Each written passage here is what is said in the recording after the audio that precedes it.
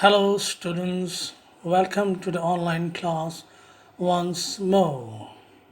In our last class, we remember that we completed the poem Sita by Terudet.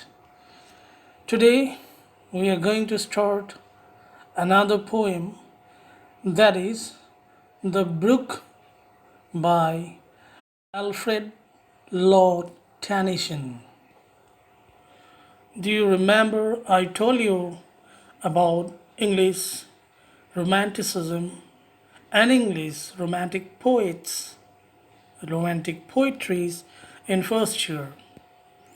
And I remember I told you about the five great romantic poets of English literature.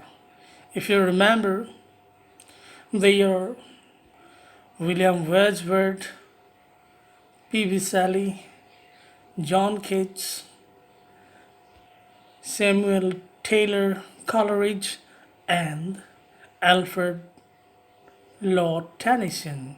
So today we will be dealing with one of the five great romantic poets of English literature, that is Alfred Lord Tennyson, and his poem The Brook.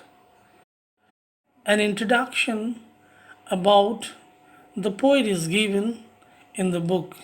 Let me read out it to you.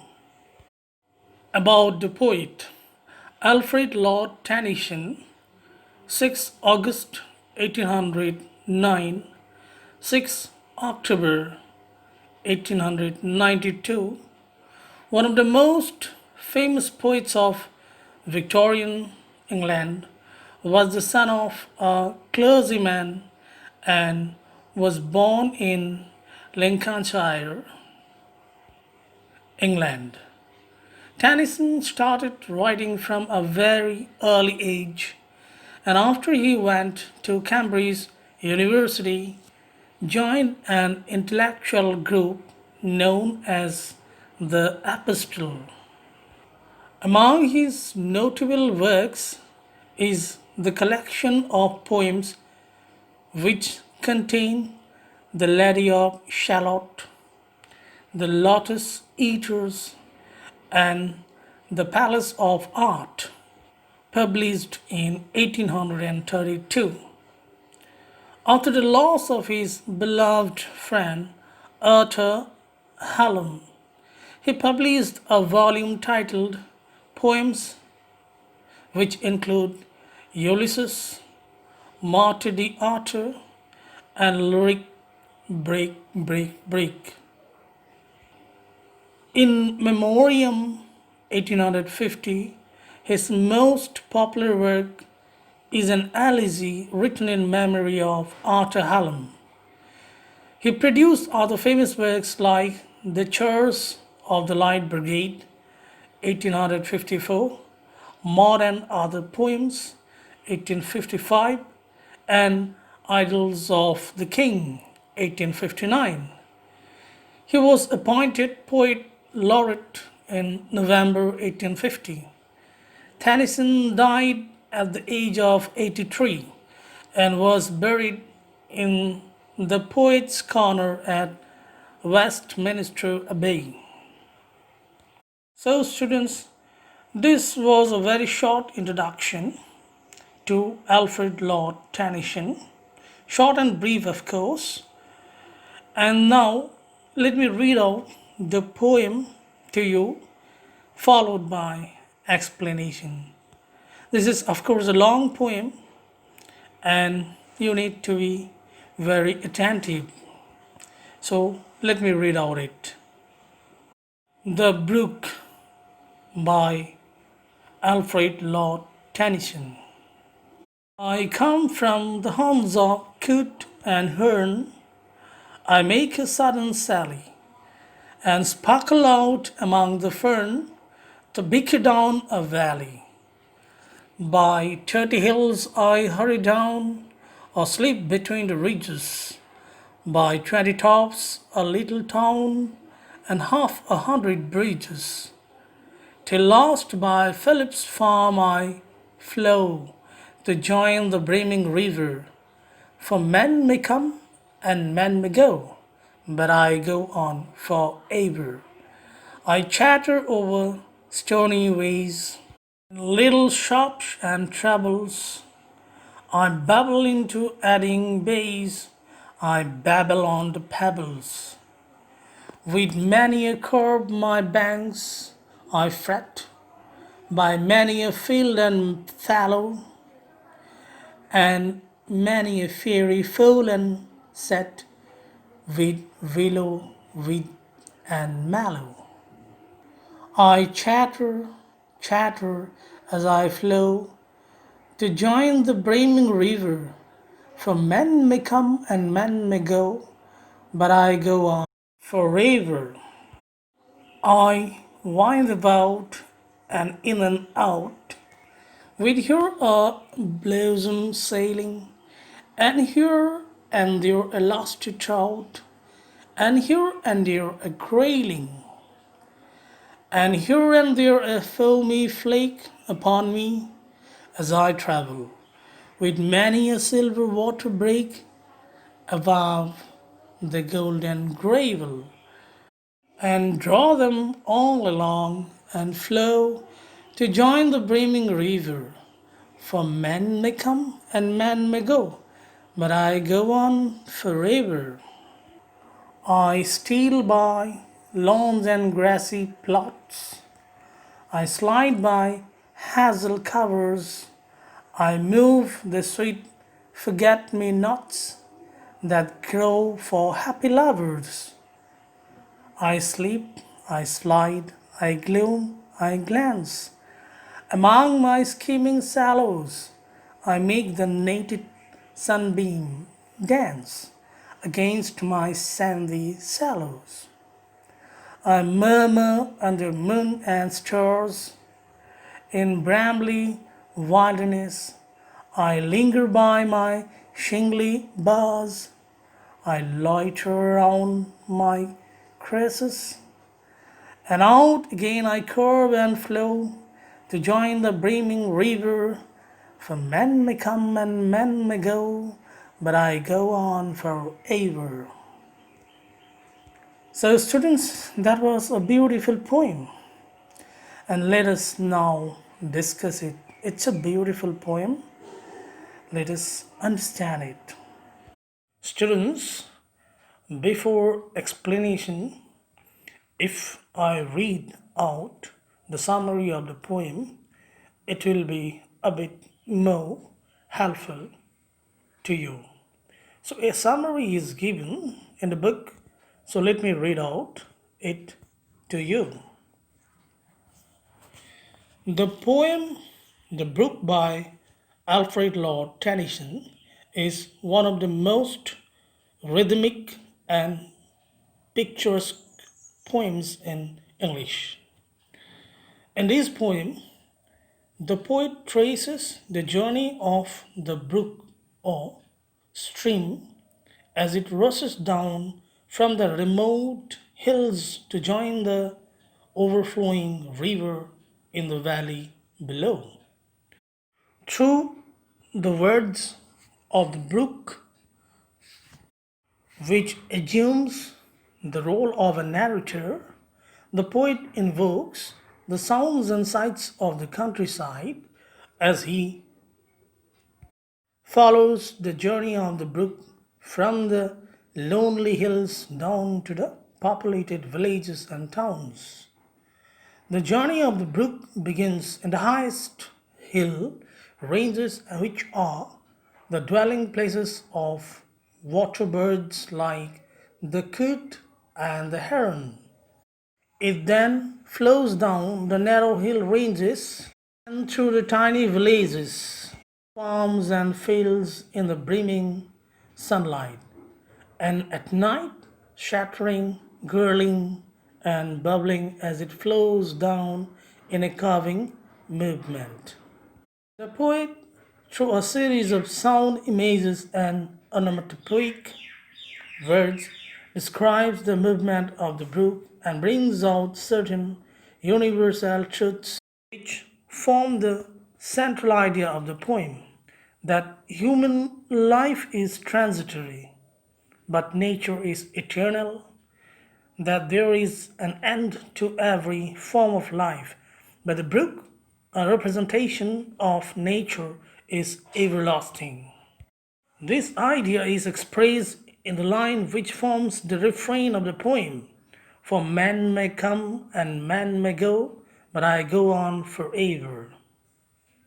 So, students, that was the summary of the poem. Now, let us move to the poem itself and understand it stanza wise.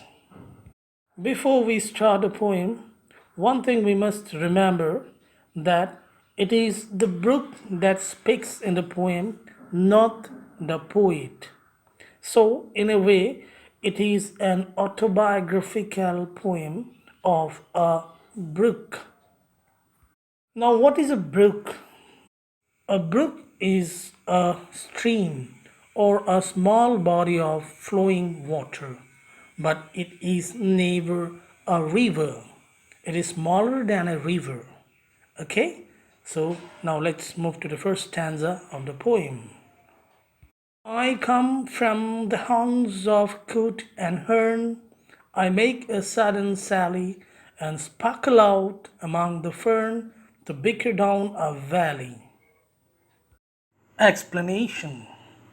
Here I is nobody else but the brook itself. So the brook says that it comes from the haunts. Haunts. Now what is haunt? Haunts are the places visited. Here the brook says that it comes from those places which are visited by birds like coot and hern. Birds like coot and hern live in very higher places, particularly in the remote hilly places. Then it changes its places, that is, Sally. Suddenly it changes its place of origin and sparkles among the fern.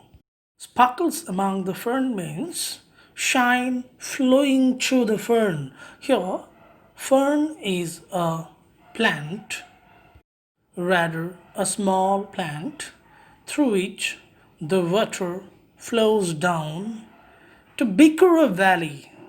The bicker a valley means to rush through a steep valley. Rush here, I'm using the word to make it sure that while rushing, there is always sound. So the brook comes down from the original place of its birth, where birds like coot and horn are seen, and then it changes its flow down to the valley with a rushing sound. So the next stanza, by 30 hills I hurry down or sleep between the ridges, by 20 tops a little town and 100 bridges. Explanation.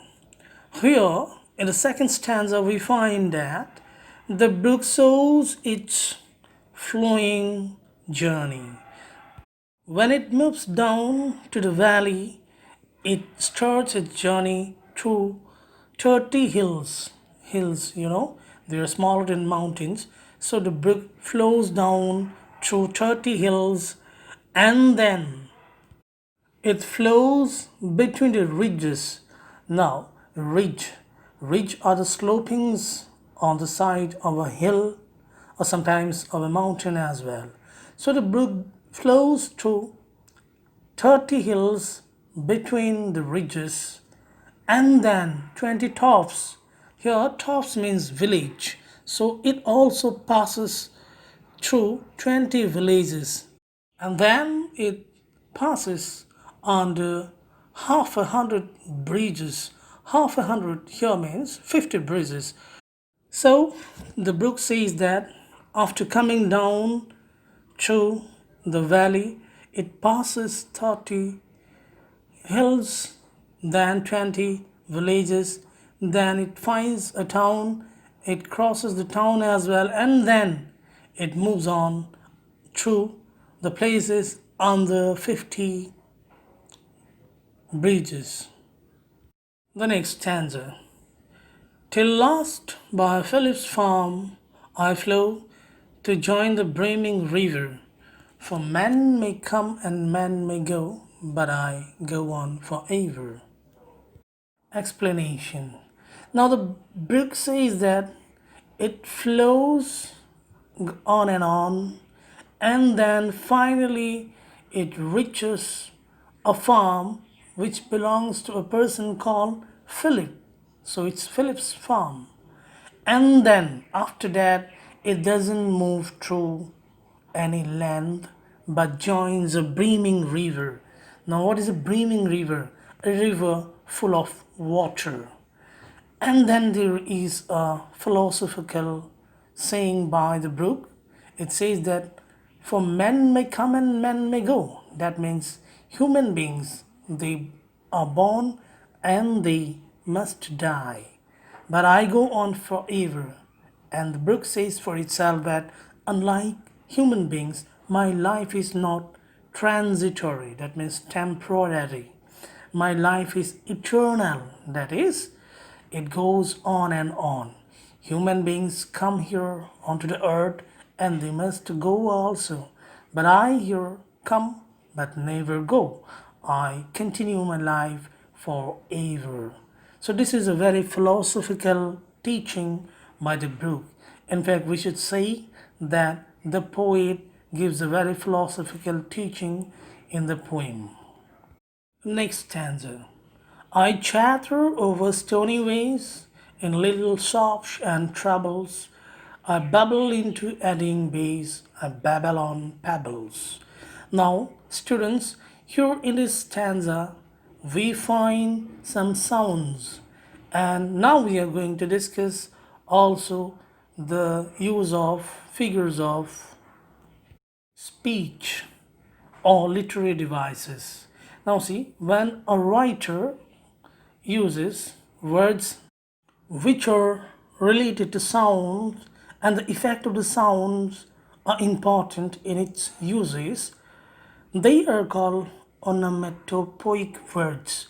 Here we have some words like sharp, treble, bubble, babble. All these words are related to sound. They are the names of sounds. Okay, so they have a very special effect on the ears of the readers, and use of this is for that particular effect. And these words are called onomatopoeic words. I may spell out onomatopoeic: Onomatopoeic.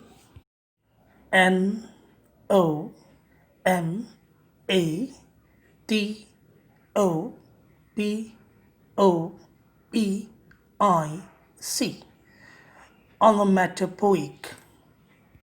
The word chatter, the first word, is also an onomatopoeic word.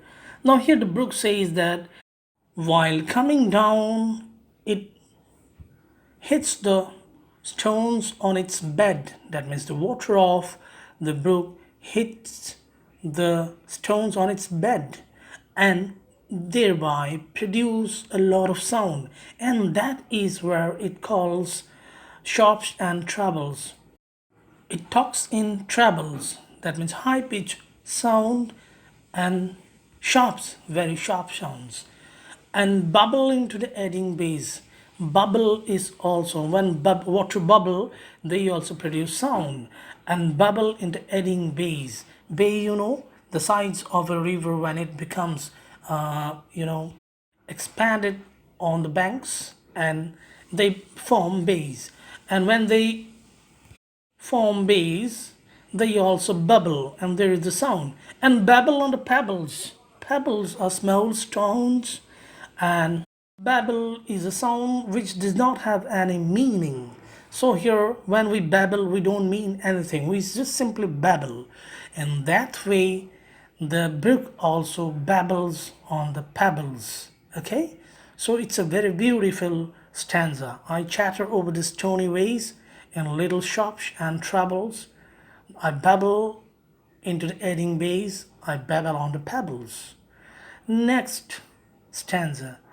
With many a curb my banks I fret, by many a field and fallow, and many a fairy fallen set, with willow, weed, and mallow. Now in this stanza we find the movements made by a brook. In the earlier stanza we found sounds made by the brook. And here we find movements. Let us see how it flows with many a curve. That means it makes curves, moving in and out, making curves.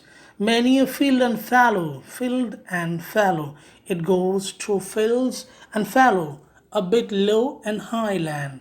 That means fallows are, in fact, you can say lowlands followed by highland, highland follows by lowland in that way. And fairy fallen, and beautiful fairy places, fairy fallens, and willow, weed, and mallow. Weed, willow, weed. Now, here, this is an example of alliteration. Now, what is an alliteration? Alliteration is also a figure of speech. In this type of figure of speech, the sounds of the letters are same and the letters are also same. Here W, W, W, weed, W, willow, W, weed, W, the weed. So it says that weeds are there, willow weeds are there. These are water plants. Mallow is also a water plant. So it says that while making its way forward, it also has to go through water plants which are very soft and tender. Next stanza.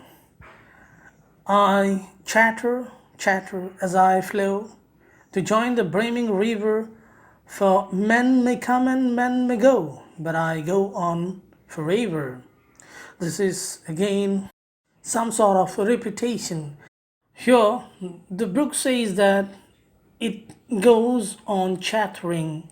That means it continues its flow with sounds to join the brimming river. Students, do you remember? We found this particular line to join the brimming river before also. Now it is repeated here, and this is an example of refrain. Refrain is also a figure of speech or literary device where one line or some lines are repeated to create a desired effect. So in this stanza we find three lines are repeated. Those are to join the brimming river, for men may come and men may go, but I go on forever. So these three lines are an example of refrain. Let's move to the next stanza. I wind about and in and out, with here a blossom sailing, and here and there a lusty trout, and here and there a grayling. Explanation.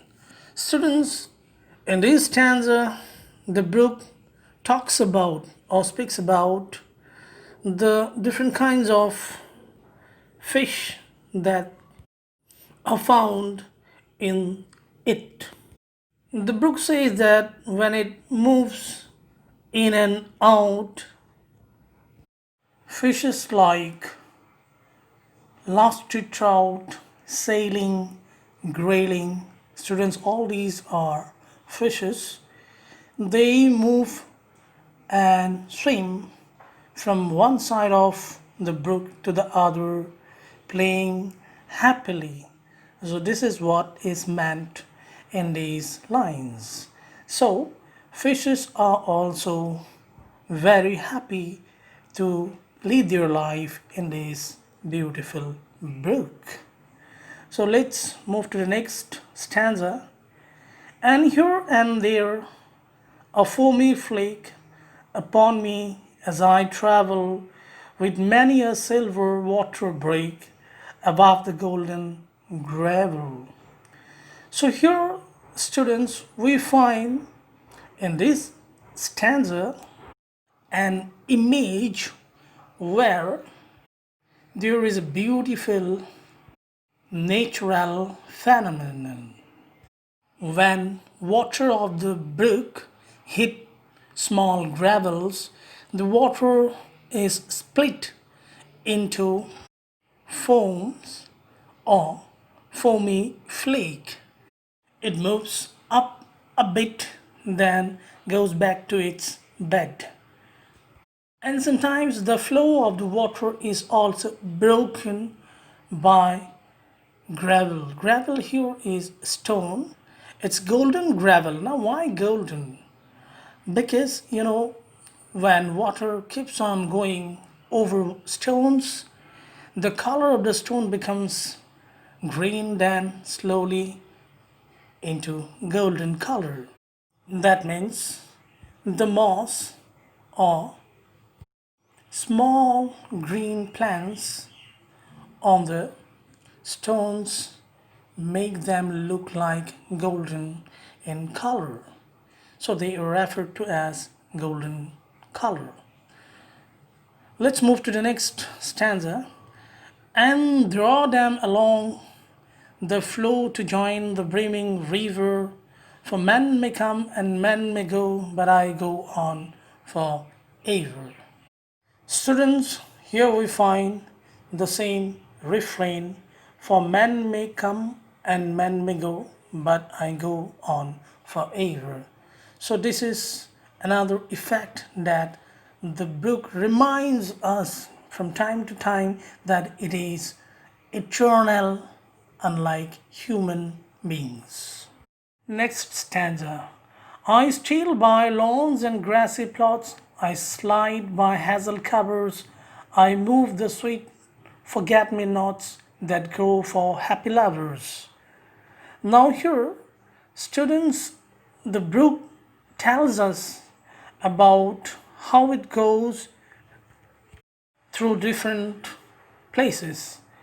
I steal. Steal means here quietly move. The brook very quietly moves by lawn. Lawn means, it's ground, grassy plot, grassy places, and hazel covers. Hazels are small plants, and cover here means under, hidden. Okay, so hidden by the hazel covers, the brook moves on in a very quiet manner. Then it moves through forget me not. Forget me not is also a beautiful blue flower. So, by the side of forget me nots, lovers sometimes sit and talk, and the brook silently flows by the side of such forget me not flowers, and they provide the lovers a beautiful place to sit and talk. And the brook also creates an environment of love and emotion. Students, let us stop here. 3 stanzas are left. We will do it in our next class. It is nearly half an hour now, so we will start the remaining stanzas in our next class. Till then, bye. Take care of yourself.